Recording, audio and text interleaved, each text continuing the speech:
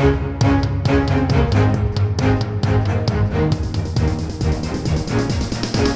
Friday, October 15th, 2021, and this is the Washington Times front page. Thanks for joining us. I'm George Gerbo. Scores of union workers nationwide have gone on strike or threatened to walk off the job.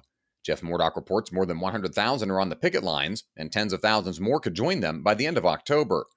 The unrest in industries, including agriculture and film production, threatens to further undermine an economy racked by rising inflation. On Thursday, more than 10,000 workers at agricultural equipment manufacturer Deere & Company went on strike. They joined 1,400 workers at the Kellogg Company and more than 2,000 nurses and other hospital workers in Buffalo, New York, among others nationwide. The number of work stoppages has dwindled in recent years as union memberships declined. In 2020, only 8 strikes involved more than 1,000 workers, the lowest number since 1947, according to the Bureau of Labor Statistics. The unions primarily cite systemic issues as their reason for striking, including low pay, longer hours, poor working conditions, and safety concerns. On Capitol Hill, the political impasse among Democrats over President Biden's $3.5 trillion social spending bill has convinced progressives that the only way to advance their agenda is by purging moderates from the party. Congressional reporter Harris Alec reports the Progressive Change Campaign Committee and other groups, which have raised millions of dollars to bankroll liberal candidates at the state and federal levels, see the 2022 midterm elections as an opportunity to build a more ideologically uniform Democratic Party. Establishment support has long been missing from the liberal agenda, including the battle for Medicare for All. The shifting paradigm has progressives confident that they have the upper hand. Many are already planning to use support for the $3.5 trillion bill as a litmus test in Democratic primaries next year and in 2024.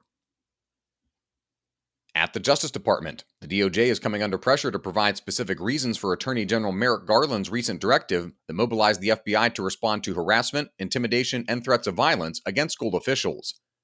Valerie Richardson reports the only details about the incidents have come from the National School Boards Association, which gave about 24 examples of disruptive behavior in a September 29th letter calling for federal assistance. It suggested the incidents could be the equivalent to a form of domestic terrorism and hate crimes.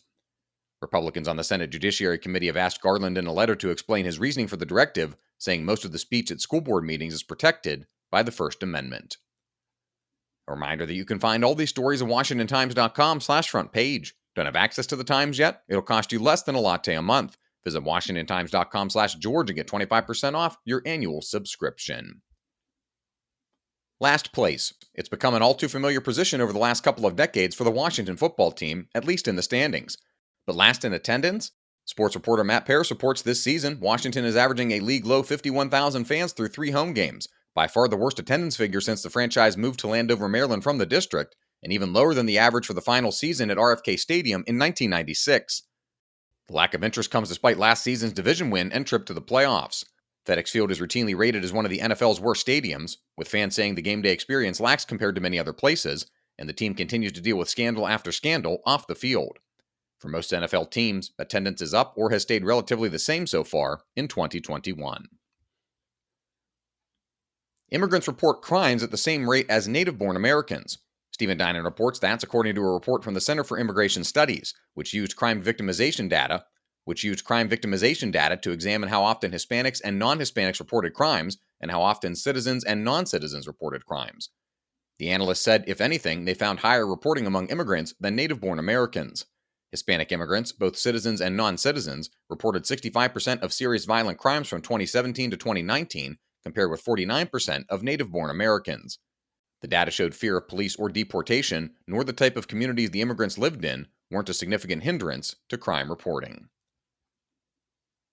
And finally, Sean Salai looks at the crowdfunded cartoon series Tuttle Twins. The show is based on author Connor Boyak's conservative-flavored children's books.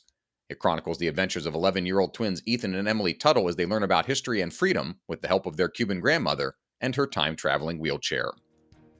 Find all of today's front page stories at WashingtonTimes.com/front page or on the Washington Times app, and follow us for free on all of your favorite podcast platforms. Just search Washington Times. For the Washington Times, I'm George Gerbo.